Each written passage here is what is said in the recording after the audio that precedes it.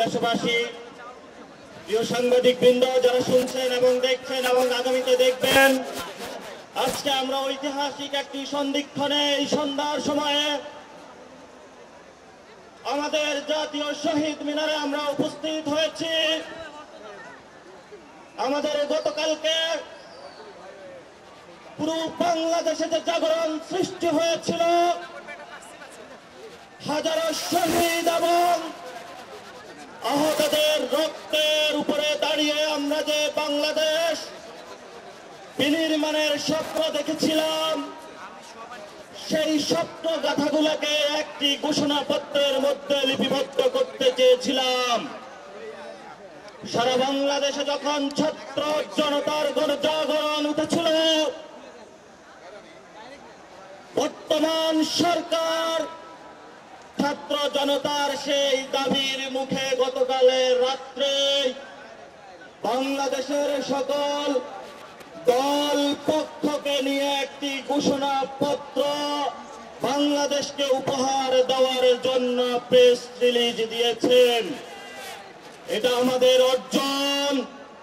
সাথে সাথে আমরা বলে দিতে চাই, এই যারা শহীদ হয়েছেন, আহত হয়েছেন, 90 যারা শহীদ হয়েছেন, আহত হয়েছেন, যারা 71 শহীদ হয়েছেন, আহত হয়েছেন, তাদের প্রত্যেকটি রক্তের কোণায় লেখা আছে যে প্রতিশ্রুতিগুলো, আগামীতে যে প্রক্লেমেশনটা আমাদের জাতির সামনে আসবে, সেখানে সেগুলো স্পষ্ট করে লেখা থাকতে হবে।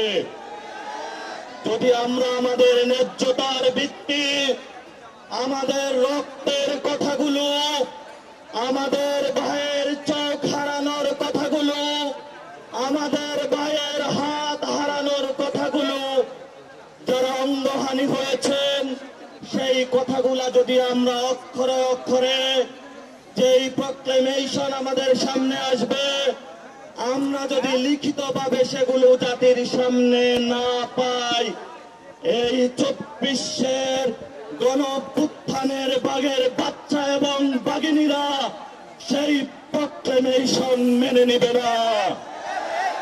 আমরা এই শহীদ মিনার থেকে ঘোষণা করছি, আমাদের এই প্রক্লেমেশনের মধ্যে বাংলাদেশের যে গত 53 বছরে যে প্রতিষ্ঠানগুলো ভেঙে পড়েছে, সেগুলোর সংস্কারের ইঙ্গিত থাকতে হবে।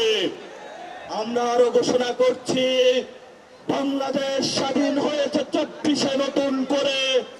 আমরা আর কোন নতজানু পররাষ্ট্রনীতি বাংলাদেশের পক্ষ থেকে দেখতে চাই না। আমরা বাংলাদেশকে পৃথিবীর মঞ্চে নতুন এক বাংলাদেশ দেখতে চাই, যেই বাংলাদেশের মধ্যে কোন রাষ্ট্রের চোখ রাঙানি চলবে না, যেই বাংলাদেশের মধ্যে কোন শহীদ, কোন আহতের প্রতি চোখ রাঙানো চলবে না। আমরা এমন একটা বাংলাদেশ দেখতে চাই, যেই বাংলাদেশের টেন্ডারবাজি, চাঁদাবাজি চলবে না। আমরা এমন একটি বাংলাদেশ দেখতে চাই, যেখানে শহীদের বিচার এই বছরে আমরা একটি ভিজিবল রূপ দেখতে পাবো ইনশাআল্লাহ।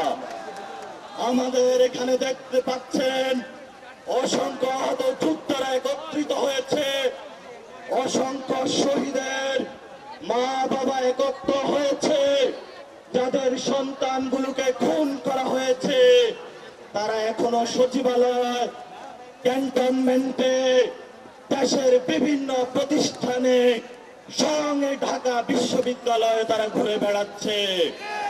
আমরা ছাত্র জনতা থেকে সরকারকে হুঁশিয়ার করে উচ্চারণ করতে চাই, অতি দ্রুত ফ্যাসিবাদী যে ব্যবস্থা, সেই ব্যবস্থার বিলোপে আপনারা সক্রিয় হন। যদি আপনারা সক্রিয় না হতে পারেন, তাহলে 24-এর বাঘের বাচ্চারা নিজেদের হাতে আইন তুলে নেবে ইনশাআল্লাহ।